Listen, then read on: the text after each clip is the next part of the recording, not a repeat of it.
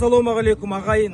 Бұл Ақтоғай Казминералс жауапкершілігі шектеулі серіктестігінің ұйымдастыруымен өтіп жатқан Ақтоғай арғымағы тұлпарлар тойы. Бізбен бірге болыңыздар, жарысты бірге көрейік. Тай жарысына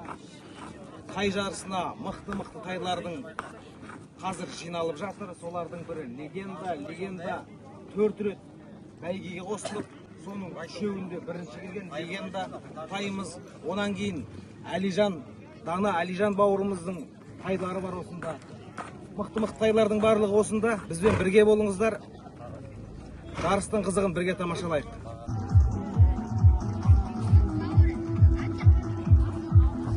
Тұран деген тай Жұлдыздың қандас бауыры. Жұлдыз өздеріңіз білесіздер, 2023 жылы жұмыр тұяқ тұтқан соның бауыры Ертұран. Дана Әлижан бауырымыздың тайы. Алла бағын ашсын. Жылқымен қазақ егіз ұғым. Сондықтан мынау дөңгелек дүниеде соңғы қазақ жер бетінде қалғанша бұл жылқы міну бәйге жарысы деген біздің салтымыздан да санамыздан да үзілмейді. Сондықтан әрбір атқа қызыққан азаматтардың қазанаттары сүрінбесін, олардың үйлері толған мұрагер, үйінің сырты толған құлагерлер бола берсін. Бүгін тұлпарлар тойы бұл Ақтоғай арғымағы бас демеуші Казминералс компаниясы екенін айтып өттік, тағы да қайталаймыз. Сонымен қазір тай жарысының алдында жүйрік құлын, жүйрік тай қандай болады, соғанда қысқаша ақпарат беріп өтейін. Артық болмас, сіз тыңдаңыз. Жүйрік болатын құлынды бұрынғылар ұзақ бақылау арқылы танып алады екен. Жүйрік болатын құлын туылғаннан кейін жаңадан отыққан кезінде жылқының шетінде сырттай бақыласаңыз, мысалы 10-15 құлынды бие жайылып тұр деп келетін болсақ, бір белестен шығып жылқыға таянғанда ең бірінші жерден басын жұлып алып, сізге дәл қасқырша қадалған құлыннан үміт бар деп ойлауға болады. Жүйрік болатын құлын сонан кейін қарауылшыл, ұйқышы, тырайып көп ұйықтап, аз жайылады. Ұйықтап жатып, адам келе жатқанда ат дүбірін естіп, дереу орнынан атып тұрып, сізге қарайды. Екі құлағын тігіп, алысқа қарауылдап қарайды. Енесінің тегінде де көп нәрсеге де байланысты, дене бітімінде, атысындағы өлшемдер де жүйрік құлынды таңдағанда қарауыңызға болады. Негізі жүйрік болар жылқының басы бітімі сынға толмай, қалған жағы сай бола қою қиын. Халықта бас бастайды, аяғы қостайды деген сөз бар. Жүйріктің басы сөзсіз етсіз болып келуі керек. Бұл бөгенайы құлын кезінен ақ белгілі болады. Әсіресе 6 айға толып жабағы болған құлындардың атысына сай белгілері біліне бастайды. Етті баспа, ешкі баспа, қу баспа 6 айдан асқан құлыннан анық білінеді. Сондықтан жүйрік аттың бас бітімі өлшемге нақты сай болу керек. Одан кейін аттың 4 аяғы, 4 тағаны қалай, соған қарайды ат белгілер негізінен.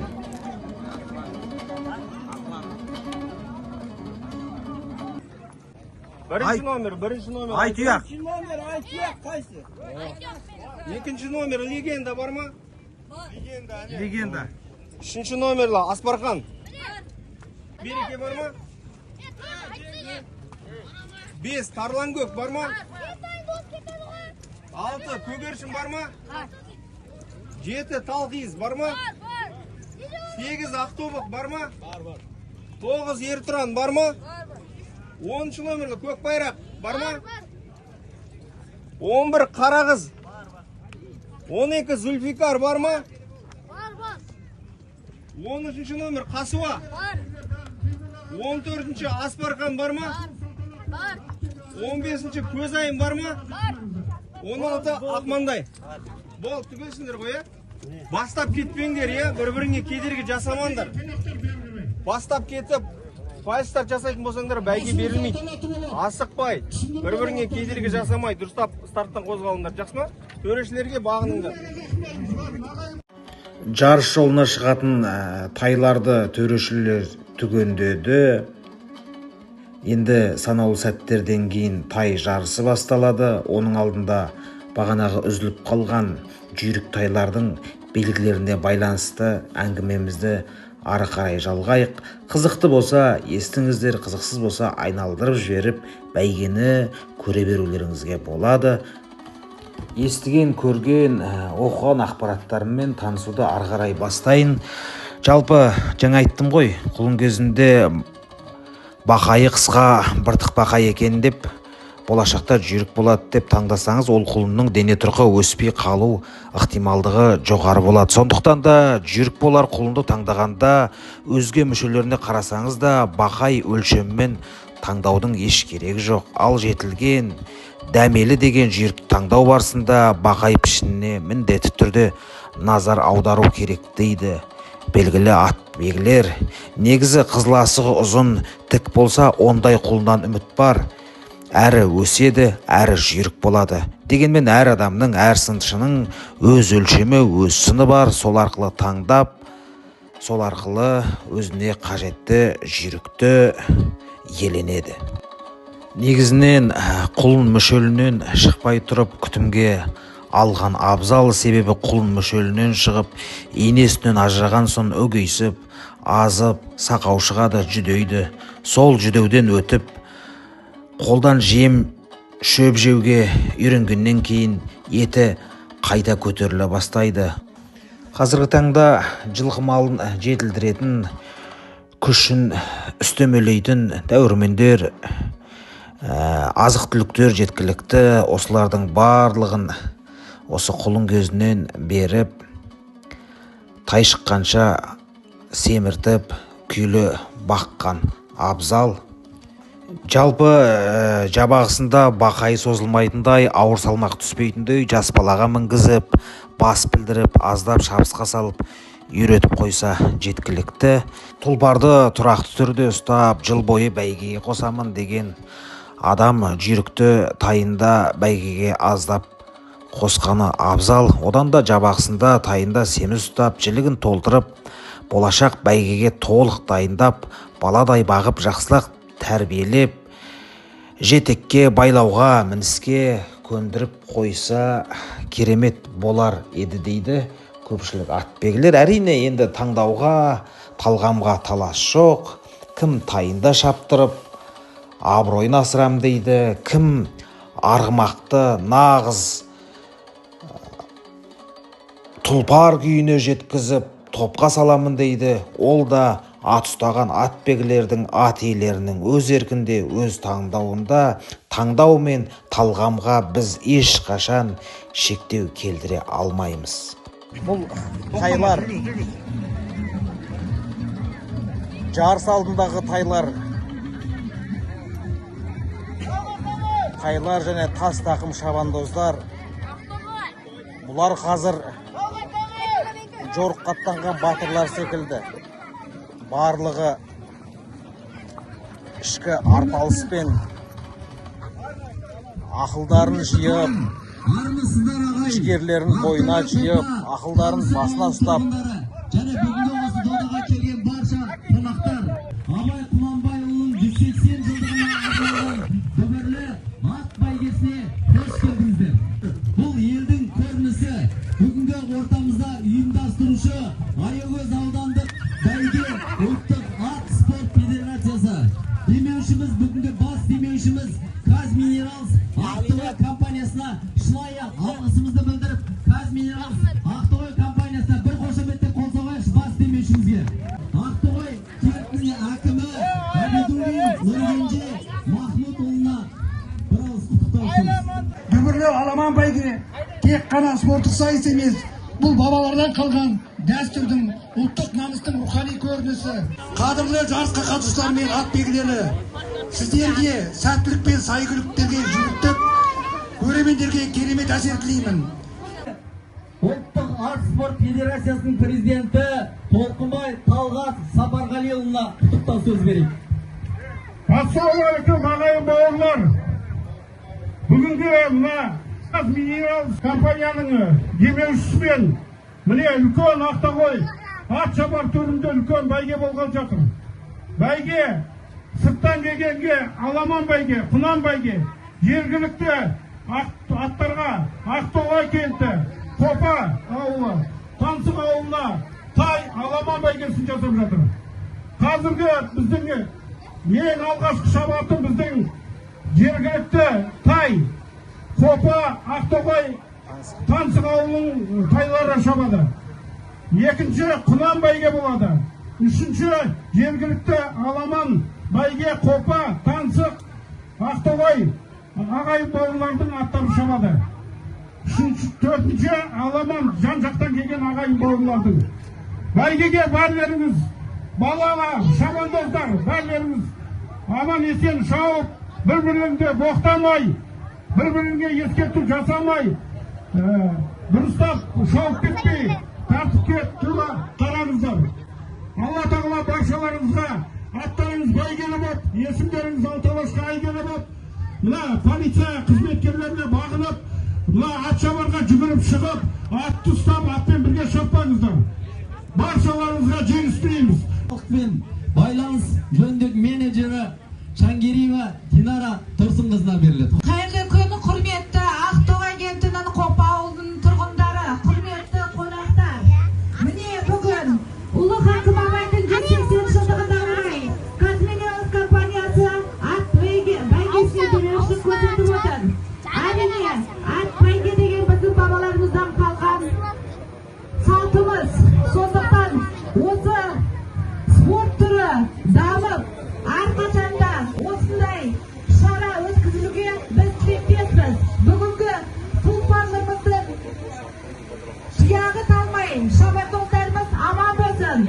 Ат бәйгеміз құтты болсын. Итбек Назарұлына беріледі. Абай Құнанбаевтың 180 жылдық мерейтойының қарсаңында қасиетті ауылымызда ат шаптырып, бәйге беріп жатырмыз. Құтты болсын, құрметті қалайық. Ол алттай шапқан тұр. Міне үлкен ағамыздан баталамыз. Жай болыңыз жамағат, Аллам берсін қарағат. Дендеріңе сağlık, бастарыңа байлық берсін. Аттарың бәйгелі бау, аман есен шауып келдірін. Allah. Ай бастырашы, апара беріңіздер. Келесі құландарыңызды дайындай беріңіздер.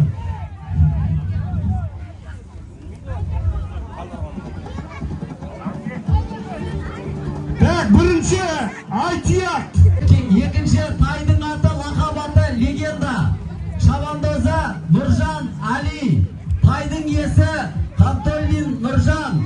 Бапкері Қайырлай Берікқан Ақтоғай. Үшінші Аспархан. Тайдың лақабаты. Шабандозы Мұхаммедкәрім Бекзат. Тайдың иесі Айдын Арқат. Иесі бапкері Қайырлай Берікқан Ақтоғай кенті. Төртінші тайдың лақабаты Береке. Шабандозы Төкеш Нұрмол. Тайдың иесі Баяқбет Қуаныш. Бапкері Төкеш Ерасыл Ақтоғай. Келесі бесінші тайдың лақабаты Тарлан Көк. Шабандозы Қалибек Алижан. Тайдың иесі Ұлышев Айдос. Бапкері Қалибек Алижан Ақтоғай кенті. Келесі тайдың лақабаты Көгершін. Шабандозы Жанахмет Ақылжан. Тайдың иесі Қасым Мұрат. Бапкері Жанахмет Асылжан Ақтоғай кенті. Келесі тайдың лақабаты Талхиз. Шабандозы Саматұлы Арнұр. Тайдың иесі Қайырбай Берікқан. Бапкері Қайырбай Берікқан Ақтоғай кенті. Келесі тайдың лақабаты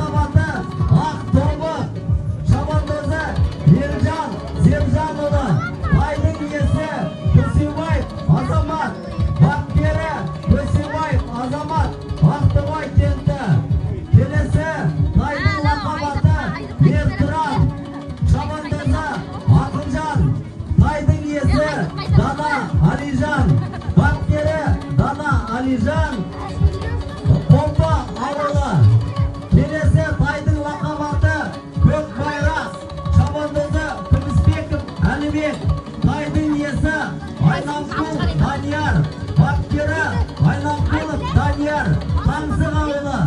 Келесі тайдың лақабаты Қара қыз, шабандозы Жүнісбек Мұрасыл. Тайдың иесі Дана Алижан, бапкері Дана Алижан, Топа ауылы. Келесі тайдың лақабаты Зульфикар, шабандозы Құдайберген Алихан. Тайдың иесі Мұратай Еркебұлан, бапкері Күшейіп Талғат, Топа ауылы. Келесі тайдың лақабаты Касуа, шабандозы Қалиев Алдылар. Тайдың иесі Мұратай Еркебұлан, бапкері Күшейіп Талғат, Топа ауылы. Келесі тайдың лақабаты Аспархан, шабандозы Наурызбай Арсен. Тайдың иесі Дана Алижан, бапкері Дана Алижан, Топа ауылы. Келесі тайдың лақабаты Көзайым, шабандозы Бейсенбек Ерғанат. Тайдың иесі Тойлыбай Бейсенбек, бапкері Тойлыбай Бейсенбек, Ақтоғай кенті. Келесі тайдың лақабаты Ақмаңдай, шабандозы Қанатұлы Мейрамбек. Тайдың иесі Кулов Аслан, бапкері Кулов Аслан, Ақтоғай кенті. Ал бисмилля, тайлар арасындағы тартысты дода басталды. Тайлар сүрініп бала құламасын. Ұлы даланы дүбірге бөлеген тайлар жарыс жолына шықты. Міне қара шердің шаңын аспанға көтеріп, жұлдыздай ағып баратқан жүйріктерге назар аударыңыздар, бізбен бірге болыңыздар, біздің каналдың тұрақты көрермені болыңыздар.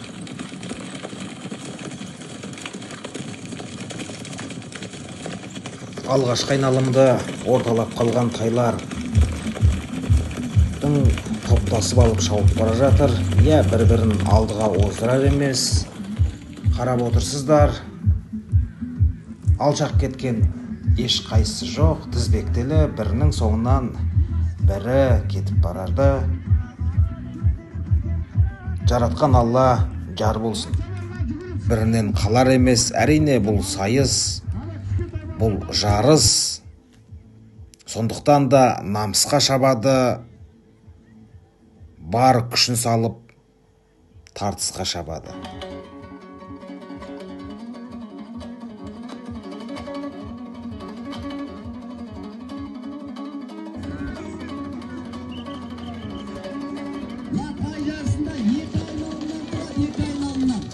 Алғашқы айналым аяқталып қалды. Міне тайлар жұртшылықтың алдына жақындады. Міне екінші айналымның басы басталды. Міне топты Ертұран бастап келе жатыр. Дана Алижан бауырымыздың Ертұраны топ бастады. Қалған тайларда бірінен бірі қалысар емес.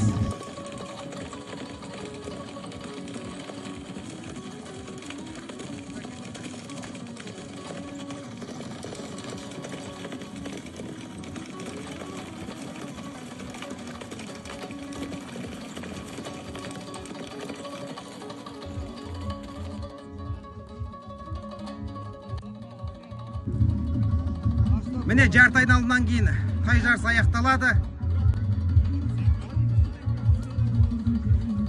Ауыздықпен алысқан тайлар ақырындап даралана бастады. Алдында 3 тай шықты, соңынан 4-ші тай ерді. Жалпы мынау 2 тайдың арасында жоқ. 3-ші, 4-ші. Осы 4 тайдың шабысы керемет.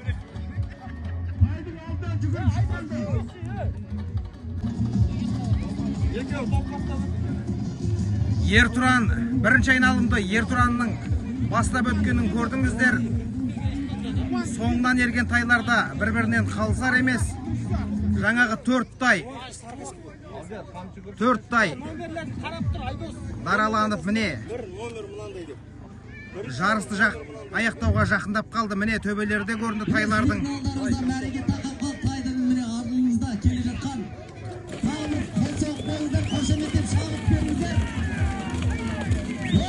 Міне қайсы екен тайдың бағы жанып келе жатқаны қазір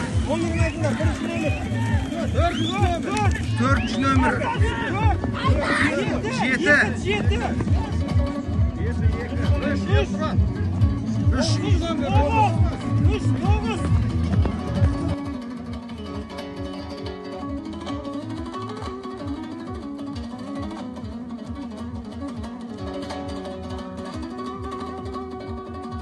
орын. Екінші нөмірлі тай.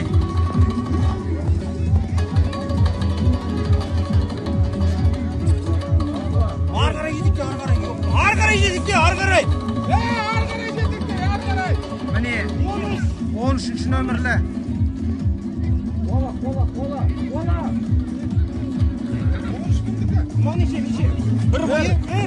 Бір 12. Алдыңғы 7 орындар анықталды. Мынау сол 7 тайдың соңынан келе жатқан тайлар. Бүгін шаппаған тай ертең шабады, ертең шаппаса бүрсі күн шабады. Ең бастысы тайлар аман, шабандоздар аман.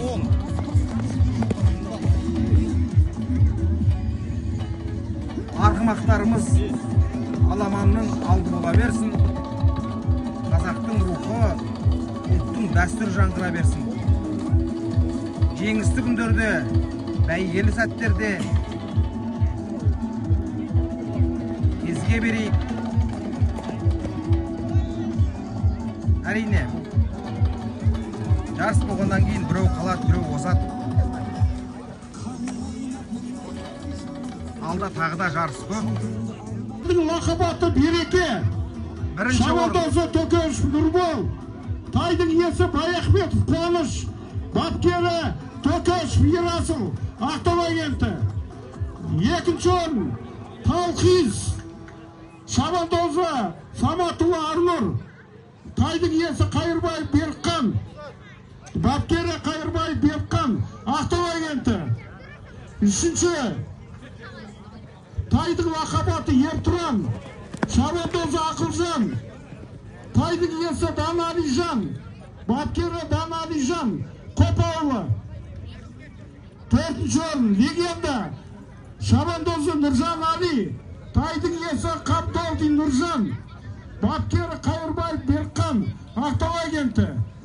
Бесінші орын Қасыға лақабаты Қалиев Алдияр Шабандозы, тайдың иесі Бұратаев Еркебұлан, бапкері Күшеев Талғат Көпауылы.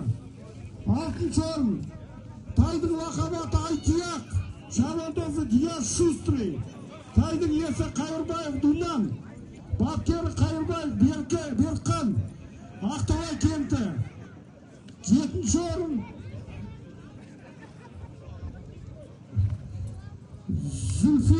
Зүлфикар Шабандозы Құдайберген Алихан, тайдың иесі Бұратаев Еркебұлан, бапкері Күшеев Талғат.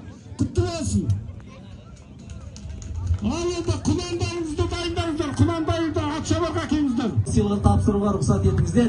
Бірінші ортада Алтынтай Ақтоғай жарысында Ақтоғай мен Қопаның шарысқан Ақтоғай Қопа таңсық.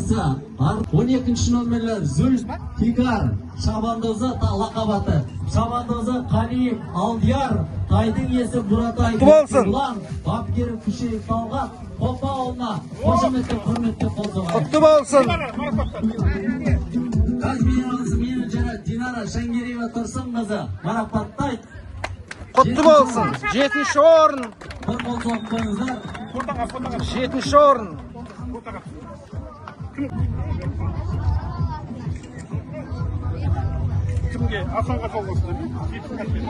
Келесі орын алған бірінші номерлі Айтияқ 6-ші орын. Диас Шустрый, тайдың иесі Қайырбай Думан Ғылымханович, бапкері Қайырбай Берқан 6-ші орын.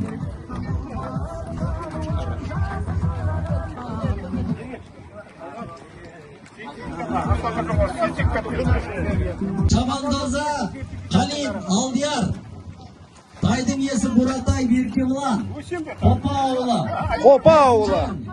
5-ші орын.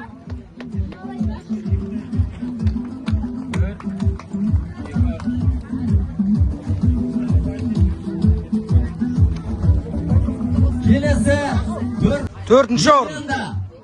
Төртінші орын алған. Шабандозы Нұржан Али.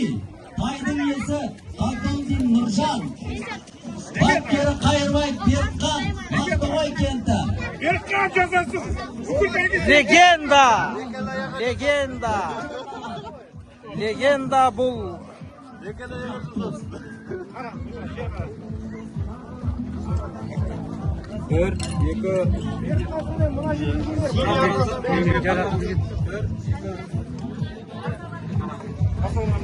Легенда алдағы уақытта аламан бәйгелердің легендасы болайын деп тұрған тайлардың бірі. Ертұран. Шабандозы Ертұран. Тайдың иесі Дана Алижан. Бапкері Дана Алижан. Қопа ауылы. Дана Алижан бауырымыздың. Үшінші орын алған. Ақылжан Шабандозы. Тайдың иесі Дана Алижан. Қопа ауылы.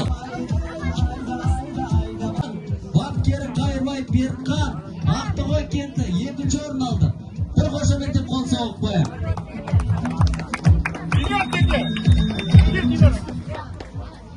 $700 000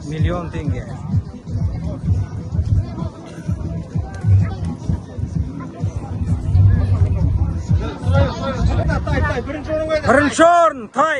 Бірінші орын алған. Бүгінгі тайдың аты Береке. 4-ші номерлі болып шапқан Шабандозы Төкешев. Нұрбол. Тайдың иесі Төкешев Нұрасыл. Тайдың иесі бапкері Төкеш Ерасыл. Бірінші орын.